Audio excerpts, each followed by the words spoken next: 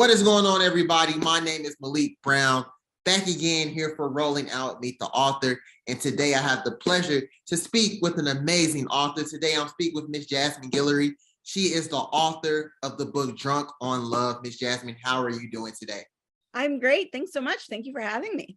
I am glad that you were here today to speak about this upcoming book that you have, Drunk on Love. The first thing that I thought about was the Beyonce song. I'm not gonna lie. I'm not gonna lie. Before you came on, I was singing it like the past 5 minutes. I love it. I love it. So I just have to just straight up ask, does that have anything to do with the song? It doesn't have anything to do with the song, but I will say that the song did I did think a lot about the song as I was writing. All right, good. We got that out the way. And I will say I've listened to basically nothing since her new album came out other than Beyonce. So perfect timing for me. Perfect timing. So getting to the book, without spoiling or anything, let the people know, a quick synopsis or a quick blurb about what this book is about.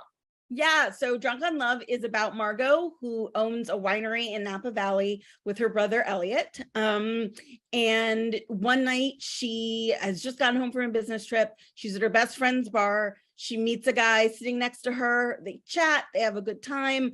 They go home together. And then the next day, she goes into her winery to meet her new employee, Luke, the guy from the night before, who her brother hired when she was out of town. So this is about Margot trying to figure out how to negotiate her relationship with Luke. She absolutely doesn't want to cross any lines. She does not want her brother to know that she slept with their new employee. And so but Luke is very interested in Margot. So they're trying to figure out what is going on between the two of them as they are dealing with work at the winery. This is a very interesting book. It's kind of a show or something like that. But, what inspired you to write this book? So when I finished my last book before this one, while we were dating, that one was sort of the end of a sort of group of books of mine that were set mostly in the San Francisco Bay Area and the LA area. And I knew I wanted to do something a little bit different for this one. And I was sort of thinking about what to do. And then I realized that wine country was the perfect place to set a novel. And I grew up in Oakland, still live in Oakland. It's about an hour or so away from Napa Valley, but it definitely feels like a very different place. And so I spend a lot of time there, and it felt like a really good place to set kind of a new world of people to kind of make up my own fake winery. And it was a lot of fun to think about Margot and Luke living in that place, to research the background of what it's like to be a winery owner, what it's like to work in a winery, all of that kind of stuff. So I had a lot of fun working on this book. Did you ever were there any references that you went back to? Did you ever watch a rom-com movie while reading this, or what were you doing to kind of help you kind of form this book? Yeah, so I usually don't sort of go to romances or movies or books as I'm writing, but I did listen to a lot of music, and I visited Napa Valley a number of times to sort of get the feel of the place, to kind of think about it. I took myself on a mini writing retreat in Napa, and wrote a bunch, but also kind of drove around to think about where would each of them live. Where would the winery be to get, because I've been to Napa a lot, but at times when I wasn't specifically setting a book there. So to really think about what it would be like to live there, where they would all be. Those are things that I spent a lot of time thinking about. That's very interesting. I also did listen to a lot of Beyonce. Okay, great. I want to go back. You talked about, how you actually went to the setting and you kind of got a feel. That's pretty interesting. Because I don't know if many authors do that, but have you done that for all of your books? Go to this, I know you talked about earlier, setting the, going to different settings, but do you do that to kind of get a clear brain, kind of understand, what's going on and things of that nature? Yeah, I like to do that because it helps. Like a lot of times there are places, some of my books have been set right around where I live. So then it's not quite as necessary because then I just know instinctively where they are. So I already have that feel. But for books that are set in places different from where I live, like my last book by the book was set in Santa Barbara. And so then I like sort of wrote a draft, but then I visited Santa Barbara and like drove around up, because we sat kind of up in the hills. So I went with another writer friend. We drove all around up in the hills. I honestly was afraid the whole time that someone was going to be like, are these women like trying to steal things from our houses? Because I was like filming outside, like out the window, because I really wanted to like be able to look back and like think about what everything looks like, the distances from one another, what the view would be like outside the window, like those were kind of things that I really wanted to know.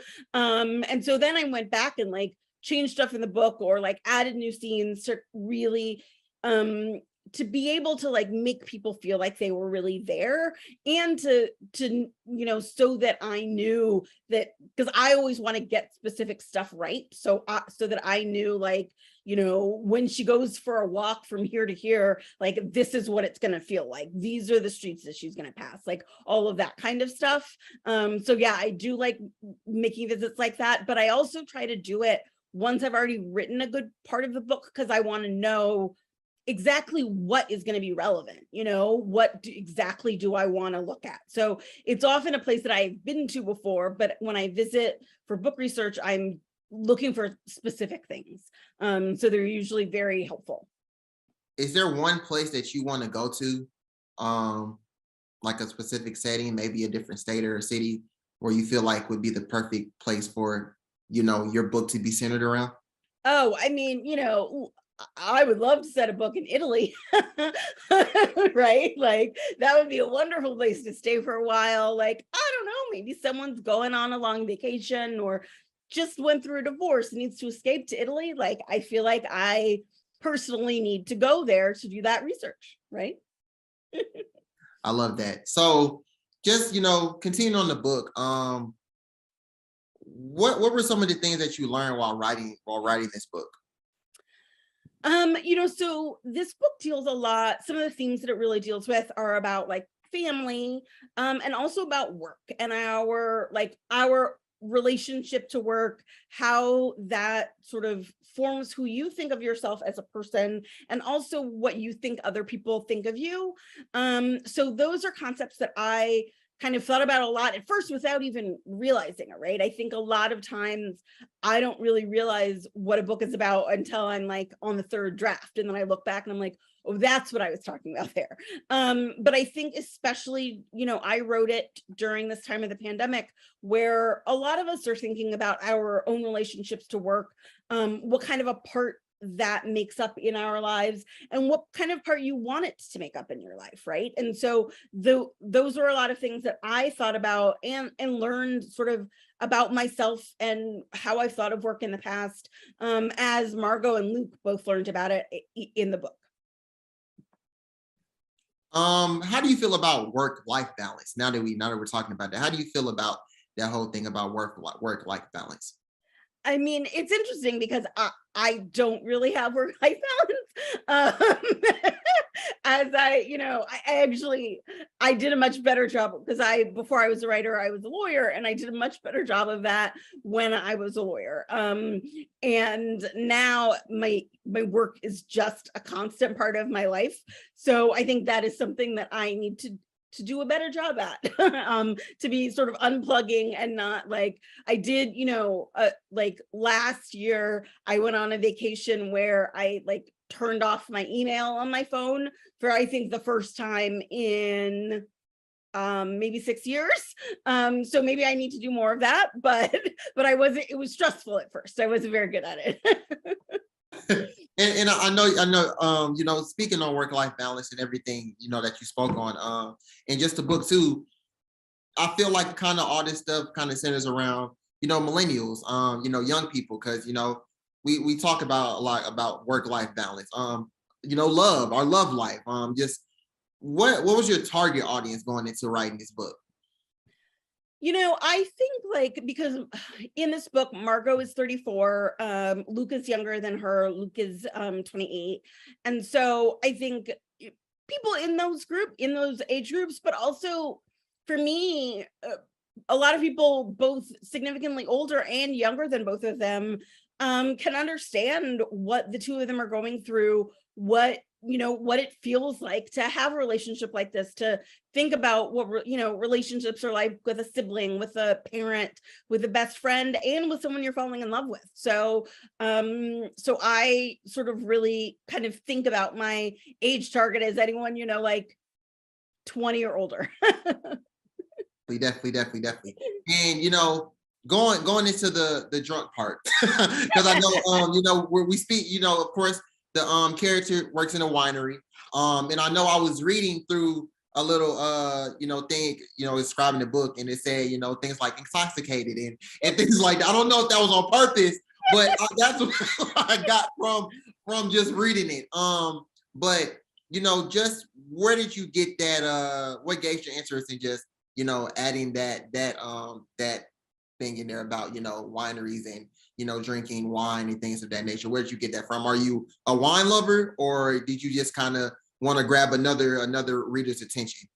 Yeah, so my mom actually got me into wine. My mother has always loved wine, and has been visited lots of wineries up in Napa Valley for a long time. So I've gone to a lot with her, and she really introduced me to wine, the different kinds of wine, going, how to taste it, visiting wineries. And so that really started me loving wine, and then visiting wineries and thinking about what it's like, because I visited a bunch of wineries and I know what it's like from my side of the person visiting and tasting wine and learning about it, but I didn't know a lot about what it was like from the other side. And so really writing this book taught me a lot about that, and about a lot more about wine, and also about what it's like to sort of own a small family winery and own that kind of a business. So it was definitely a lot of fun research. What's the perfect wine to drink while reading this book? That is a great question. So I think, as much as I love white wine, and I feel like this is not a white wine kind of book. I think this is a book for, you maybe a little rosé to start, as especially if it's warm where you are, or crisp summer rosé. But then there's definitely a lot, some Cabernet feelings for this book. I feel like it's a good Napa Cabernet is the perfect wine for it. What's your favorite kind of wine? Oh, that very much depends on the season. Because I feel like wine is something that I drink a different kind of wine depending on the time of year. But I will say a good bubbly champagne goes well with anything at any time of year. So I might have to default to champagne. Okay, I like or that. Sparkling wine if it's from Napa Valley. They can't call it champagne. Right. Got you. I want to ask you, what is the importance of people? Well, not the importance, but I guess why should people read this book? Or matter of fact, I'm gonna ask you another question. The importance of what makes a good rom-com? What makes a good rom-com in your opinion? So for me, the most important thing for me, both as a writer and as a reader of a romance novel, of a rom-com, is to really understand each character, and to know this is why this person is falling in love with the other person, and vice versa. Because I want to be taken along on their love story. I want to fall in love with the couple as a unit. And so I feel like I need to really understand why each of them is falling in love with one another, and have fun on that journey. I think that's having fun on it is also a second biggest component to that too, because I want to enjoy myself the whole way as I'm reading a book, and also as I'm writing it. I want it to feel like a fun story to read. Favorite rom-com, whether it's a movie or a book? Oh my goodness, that's a very big question. Let's see. I mean, A movie, there's so many movies that I feel like were so important to me growing up watching them that I don't even know. A book, I would say one of my like a favorite of mine that really that I don't hear a lot of people talking about, that really got like made me think I could start writing, was this book called 32 Candles by Ernesta T. Carter. It is one that I really love. It's about sort of a Black woman about to turn 32 and kind of thinking about her life and with her romance. And I loved that book a lot. And it was kind of part of the start of my romance writing journey. Love that. I love that. I love that. Now I'm going to ask the question, what should people get from this book? If there's anything that they should learn, because of course, rom-coms, people are just in it for the love and, things of that nature. But I feel like you can also learn some things from some rom-coms. But what is one thing you want them to learn while reading this book? Yeah, I agree with you. I think you can learn a lot from rom-coms. And I think for this one, I think one of the things that I thought about a lot while writing it is like, it's okay to change your mind. Like, it's okay to sort of be in one place and think that that was what you wanted, and then realize maybe not, maybe it's not. And I think too many people kind of feel like, well, once I made up my mind to something, I'm there, I'm stuck. And I think if you're feeling stuck, it's okay to change your mind. It's okay to talk to your family and kind of figure out what you want and really understand what you want in this life. I don't know if this is a crazy question, but if you could give 3 tips to people who want to be drunk on love, what would those tips be? I love that question. Oh my goodness, I love it. Okay, I think one tip is to really understand yourself, to like think about, what do I really want out of a romantic partner? Not just what like my friends have or what I think I should have, but like what really completes me, right? What really attracts me to people. Number 2, I think like pay attention to those red flags.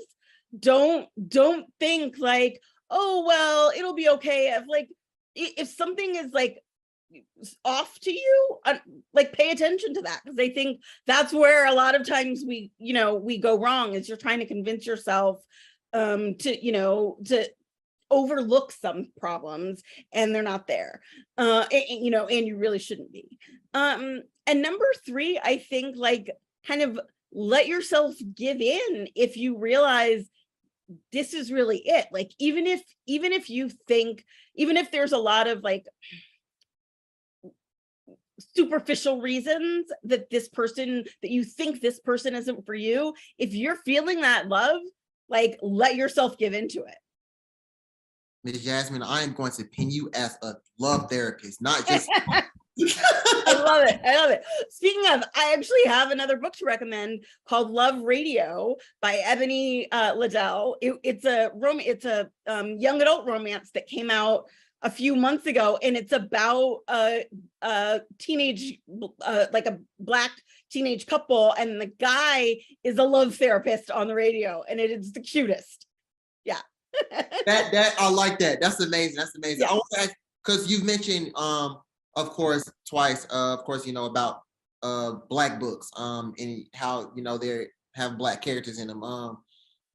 Why is it important to have Black representation when it comes to just not an author, but person in the book? Yeah, I mean, I think when I think about, like, I was a huge reader as a little kid, but I read all of these books, and there were so few books out there that I read that had any little Black girls in them, right? Like, I go into bookstores now and I look at the books out there in the picture books for kids, and it gives me chills. There's so many now. Like, it makes me so excited for kids now. And I think actually I maybe would have, like, I didn't even think that I could be a writer for a really long time. And I think if I had seen myself in more books when I was little, I might have understood that I could do that, right? But now I give, I give picture books as a lot of times when people are having babies, and like every time I go buy a book at a bookstore, there's more that I've never seen and never heard of, and I love that. And there's so many books for like young adults and kids, and romances for adults, and I think that it lets ourselves imagine ourselves in a world that we didn't even know we could become. Like there's so many like I think kids sort of think about what you can be based on like sometimes what they see, and now there are books about like so many little girls I know who are like, I want to be a doctor because I saw this doctor cartoon. Yes, go be a doctor, little black girl, like, and so I love that for all of us. And I think that is important for, babies all the way up there. And I'm so excited to see so many more books, and I hope just more and more keep coming. I definitely think Black representation in anything is amazing. So glad that you're, in the forefront of that, and everybody else as well. It's some good stuff. I want to thank you, Miss Jasmine, for coming on, speak with us about your book, about, we kind of got everything out of this. We got Beyonce, we got, what wine we should be drinking, exactly, places we should visit. We got love tips. We got everything in this. We got everything. So I want to thank you. Before you go, let the people know where they can find the book when it drops. Where they can find you on social media, and all your other books that you have as well. Yeah, Drunk on Love comes out September 20th. You can find it at any bookstore around or order it online. My website is jasmineguillory.com. And you can find me on Instagram at Jasmine Pics, on Facebook at Jasmine Guillory Writer, and on Twitter at The Best Jasmine. Well, you heard it here first, people. Thank you so much. Make sure you guys go check this book out. Drunk on Love, Jasmine Guillory, September 20th. Make sure you are in line to get this book, because this is a good book. I'm going to make sure I get this book so I can give it to my girlfriend, because I know she loves rom-coms. So she's going to probably enjoy this book. But thank you so much, Ms. Jasmine. Thank you so much. And we appreciate you for coming and sharing and spending your time with us here. My pleasure. Thank you so much. Always. Thank you guys for checking us out. This is Rolling Out. Meet the author, Malik Brown, my special guest, Ms. Jasmine.